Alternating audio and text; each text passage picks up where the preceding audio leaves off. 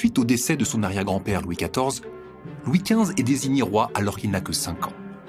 Trop jeune pour régner, celui qui est surnommé le bien-aimé n'accède véritablement au trône que 8 ans plus tard, après la régence assurée par son cousin Philippe d'Orléans. Fiancé à 11 ans à sa cousine l'infante d'Espagne, âgée d'à peine 3 ans et demi, Louis XV épouse finalement Marie Lesinska, fille du roi déchu de Pologne, dans un souci d'assurer sa descendance. La reine, de 7 ans son aînée, lui donne ainsi 10 enfants en 10 ans, envers lesquels il se montre attentif et affectueux. Marie Lesinska déclare « toujours couchée, toujours grosse, toujours accouchée ». La mélancolie qui habite le roi, entre autres causée par la perte à seulement l'âge de 2 ans de ses 2 parents, Louis de France, duc de Bourgogne, et Marie-Adélaïde de Savoie, lui fait préférer l'intimité à la vie publique. À Versailles, le monarque multiplie les appartements privés et mène une vie parallèle loin des regards indiscrets. À l'image des fameux petits soupers qu'il donne en présence d'une quinzaine de convives. Séduisant et séducteur, Louis XV multiplie les conquêtes.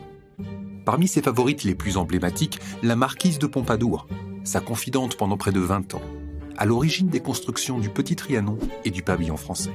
Et jusqu'à la fin de sa vie, la comtesse du Barry, malgré le mépris que ses mœurs passées suscitent à la cour. Avec la réalisation de l'Opéra Royal, Louis XV poursuit l'œuvre bâtisseuse de son prédécesseur. Si sous son règne, la France connaît de grands succès militaires sur le continent européen, elle perd néanmoins le contrôle d'une grande partie de son empire colonial, au profit de la domination britannique. Le roi écrit d'ailleurs à Ferdinand VI d'Espagne « Les Anglais ont été de tout temps les ennemis constants et implacables de notre sang et de notre maison. Nous n'en avons jamais eu de plus dangereux. » Au fil des années, son manque de fermeté, le dénigrement de son action par une partie de la noblesse de cour et son inconduite dans sa vie privée entraînent la perte de sa popularité, au point même où le roi subit la première tentative de meurtre sur un monarque français depuis l'assassinat d'Henri IV par Ravaillac, 150 ans plus tôt. La variole a finalement raison de lui. À 64 ans, Louis XV devient donc le premier roi né et mort à Versailles.